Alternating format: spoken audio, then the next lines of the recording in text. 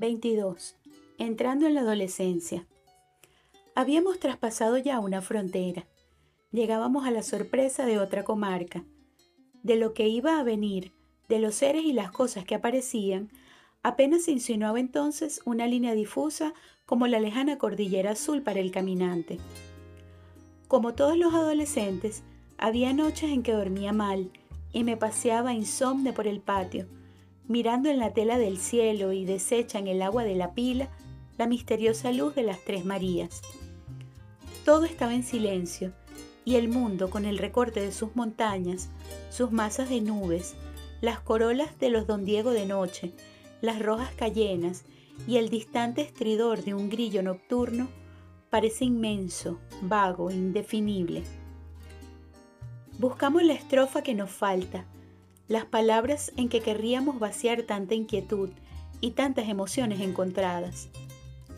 De los mitos y las gentes que poblaron mi infancia, algunos ya desaparecieron.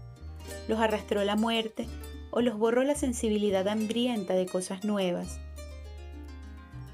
Hace una semana, con el polvo de sus 90 años, llevamos al cementerio a Josefita. Aquella lejana pariente cuya lámpara de corozo alumbró las noches asustadas de mi primera infancia y que contaban tan bellas historias de la Revolución Federal. Alcanzó a ver el primer automóvil que recorriera las calles de Mérida, tan diferente a ese caballo blanco en que su amado Daniel marchó a la trágica cita con el destino un día de 1860. Las cosas que se van viendo, decía Josefita.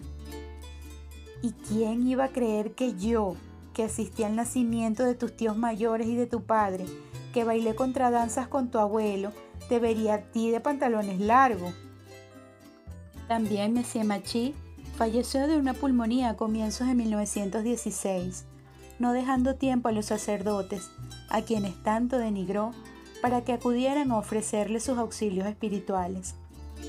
Parecía ya próxima a decidirse la larga guerra europea y Monsieur Machi formulaba la profecía de los nuevos tiempos.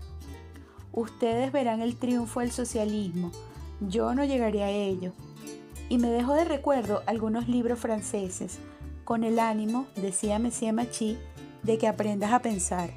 Los leí deprisa y los guardé en el escritorio para cuando llegara el tiempo de pensar. Ahora me interesaba una vida más violenta y acaso más bárbara. Como todos los adolescentes venezolanos, he comprado un revólver y lo ajusto al cinto, cuando en un brioso potro rosillo salgo al campo a visitar a Teresita. Pero después de cierta misteriosa intervención de mi padre, que me veía enflaquecer, descuidar los estudios y perderme sorpresivamente de la casa durante días enteros, supe que Teresita se casaba con un conuquero que se la lleva a vivir allá por la tierra caliente de los Guáimaros, donde se producen las mejores frutas y los más rosados cántaros de la cordillera. No la vuelvas a ver, no des mal ejemplo a esa gente sencilla, me dijo mi padre. Y los Guáimaros están demasiado lejos para visitar a Teresita todos los días. Si me quedo en Mérida, ya sé que, de acuerdo con la tradición y por derecho indiscutible, seré el padrino de los hijos que tendrá Teresita. Pero precisamente mi padre no quiere que me quede en Mérida. Tú no eres como tu amigo Pedro, me ha dicho mi padre. Y es que Pedro, que no revela ninguna aptitud especial para los estudios, se ha metido en una hacienda a practicar la más rutinaria agricultura. Recobró la salud, el buen color y el aplomo que casi le destruyera su cruel y sensual vecinita. Diferenciándome cada vez más de Pedro, lo encuentro ciertos lunes en la plaza del mercado vendiendo los sacos de maíz y las arrobas de panela que produce su finca.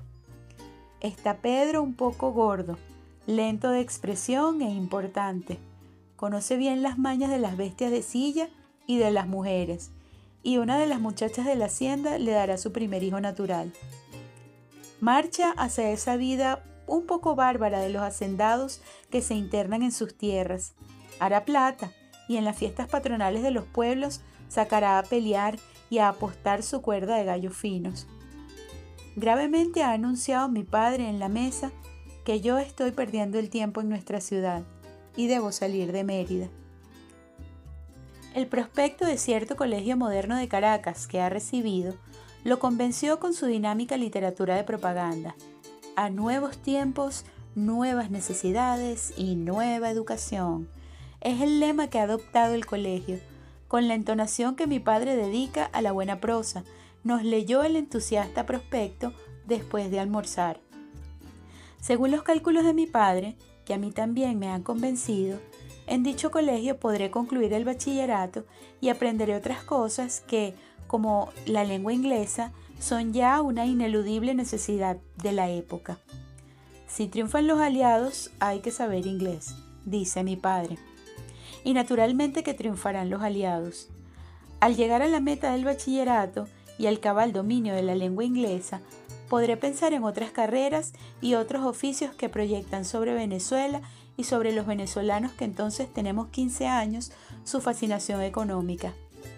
Unos ingenieros norteamericanos comienzan a explotar el petróleo y gentes de todo el país acuden a los improvisados campamentos que se establecieron a las orillas del lago de Maracaibo. Será la riqueza del siglo XX.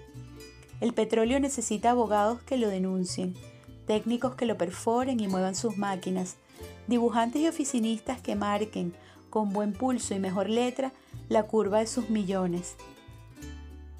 Varios muchachos de la apacible Mérida se dirigen, también, al vértigo de la explotación petrolera. Hasta en las que fueron nuestras apacibles montañas, la época parece más veloz, más audaz, menos bien educada. Salí de Mérida por la cuesta de la Columna, duro camino pedregoso, donde nuestra verde altiplanicie abre una tremenda grieta sobre el estrecho valle del adolescente río Chama. Río adolescente porque ciertas madrugadas del lluvioso mayo se despierta con ganas de gritar y bramar, de cambiar sus meandros, de repartir su espumosa cólera blanca. Vomita y tritura sus rodados, y todavía no se inquieta por poseer ese seguro valle de los ríos viejos. Más allá del puente que siempre le están edificando, sigue un camino más firme, más estable y monótono como es, a la postre, el camino de la vida. Desde donde la ruta vuelve a subir, tengo la última visión de mi ciudad y de su sosegado caserío blanco, de las torres de sus iglesias, de los árboles que despuntan tras el tapial de sus solares. Adiós al mocho Rafael, adiós Teresita, adiós Catire Bravo. Otros muchachos, como lo impone la cambiante civilización, escucharán otros cuentos y tratarán otros personajes.